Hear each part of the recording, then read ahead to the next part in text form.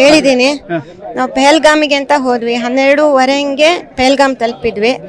ಅಲ್ಲಿ ಮೇಲ್ಗಡೆ ಹತ್ತಬೇಕು ಅಂತಂದರೆ ಹಾಗೆ ಹತ್ಲಿಕ್ಕೆ ಆಗಲ್ಲ, ಕುದುರೆ ಸವಾರಿಯಲ್ಲೇ ಹೋಗಬೇಕು. 3 ಜನನೂ ಒಂದೊಂದು ಕುದುರೆ ಇದು ಸವಾರಿ ಹೈರ್ ಮಾಡಿಕೊಂಡು ಅಲ್ಲಿ ಆ ಪಾಯಿಂಟಿಗೆ ಹೋದ್ವಿ. ಆ ಪಾಯಿಂಟ್ ಇಳಿದು ಒಂದು 5 ನಿಮಿಷ ಆಗಿತ್ತಷ್ಟೇ. ಅಲ್ಲಿ ನಾವು ಇಳಿದು ಇದು ಅಂದರೆ ಫೈರಿಂಗ್ ಥರ, ಅಂದರೆ ಪಟಾಕಿ ಥರ ಹೊಡೆದಂಗೆ ಸೌಂಡ್ ಕೇಳ್ತು.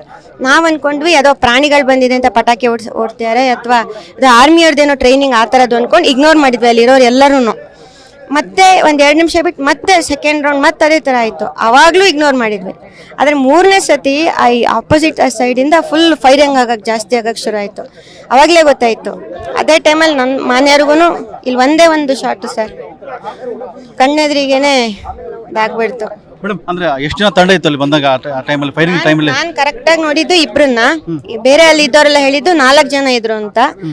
ನಾನು ನೋಡಿರೋದು 2ರನ್ನ. ಒಬ್ರನ್ನಂತೂ 10 ದಿನ ಮಾತು ಕೂಡ ಆಡಿದ್ದೀನಿ ನಾನು ಅವ್ರ ಹತ್ರ. ನಮ್ಮನ್ನು ಶೂಟ್ ಮಾಡಿ ಅಂತ ನಾನು ಅಂದೆ.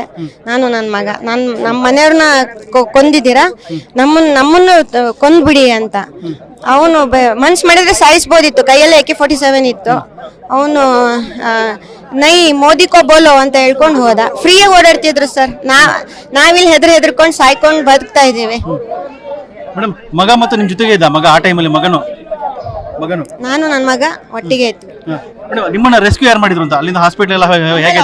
ಆಲ್ಮೋಸ್ಟ್ ನನಗೆ ನನ್ನ ಮಗಂಗೆ ಏನೂ ಆಗಿಲ್ಲ.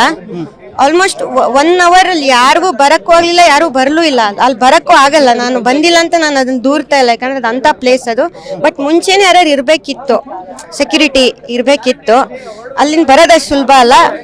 ಆಲ್ಮೋಸ್ಟ್ 1 ಅವರ್ ಆಯಿತು. ಬಟ್ ಅದ್ರ ಮಧ್ಯ ಆ ಲೋಕಲ್ ಲೈಟ್ಸ್ ಇದ್ರಲ್ಲ, ಅದರಲ್ಲಿ ಇಬ್ಬರು ಮುಕ್ಕಾಲು ದಾರಿವರೆಗೆ ತುಂಬ ಹೆಲ್ಪ್ ಮಾಡಿದ್ರು ನಮಗೆ. ಯಾಕಂದರೆ ಅದು ನಡ್ಕೊಂಡು ಬರೋಂಥ ದಾರಿ ಅಷ್ಟು ಸುಲಭ ದಾರಿ ಅಲ್ವೇ ಅಲ್ಲ.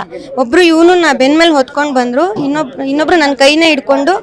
ಅವರಿಬ್ರು ಮುಸ್ಲಿಮ್ಸೇನೆ ಅಲ್ಲಿ ಲೋಕಲ್ ಲೈಟ್ಸು. ಅವರು ಹಿಂಗೆ ಬಿಸ್ಮಿಲ್ಲಾ ಅಂತ ಹೇಳ್ತಾ, ಅಂದರೆ ಅಲ್ಲಿ ಆ್ಯಕ್ಚುಲಿ ಹಿಂದೂಗಳಿಗೆ ಟಾರ್ಗೆಟ್ ಮಾಡ್ತಾ ಇದ್ರು. ಕೆಲವರು ಇಲ್ಲ ಮಾಡ್ತಿರ್ಲಿಲ್ಲ ಅಂತೆಲ್ಲ ಹೇಳ್ತಾರೆ, ಬಟ್ ಮಾಡ್ತಾ ಇದ್ದಿದ್ದು ಹೌದು. ನನ್ನನ್ನು ಅಂದರೆ ಸೇವ್ ಮಾಡಿದರೆ ಅವರು ಹೇಳಿದ್ದಾರೆ. ಅವ್ರೂ ಹೊಡಿಯಕ್ಕೆ ಹೋದ್ರಂತೆ. ಅವರು ಗಾಬರಿನ ಬಿಸ್ಮಿಲ್ಲಾ ಅಂದಿದ್ದಕ್ಕೆ ಅವ್ರಿಗೆ ಹೊಡೆದಿಲ್ಲ. ಮೇಡಮ್, ಆ ಟೈಮಲ್ಲಿ ಮಗ ನೀವು ಮಗನ ಎತ್ಕೊಂಡ್ಬಂದ್ರು, ನಿಮ್ಮನ್ನ ಹೇಗೆ ರಕ್ಷಣೆ ಮಾಡಿದ? ಮಗನೊಬ್ರು ಹೆಗಲ್ ಮೇಲೆ ಎತ್ಕೊಂಡ್ಬರ್ತಾರೆ, ಅವ್ರು ಎತ್ಕೊಂಡ್ಬಂದ್ರು, ನನ್ನನ್ನ ಕೈಯಲ್ಲಿ ಕಟ್ಟಿ ಹಿಡ್ಕೊಂಡು ಇಳಿಸ್ಕೊಂಡ್ಬಂದ್ರು. ಆಮೇಲೆ ಹಾಸ್ಪಿಟಲ್ ಅವ್ರಿಗೆ ಬಿಟ್ರು. ಸೊ ಅವ್ರಿಗೆ ನಾನು ತುಂಬಾ ಥ್ಯಾಂಕ್ಫುಲ್ ಆಗಿದ್ದೇನೆ.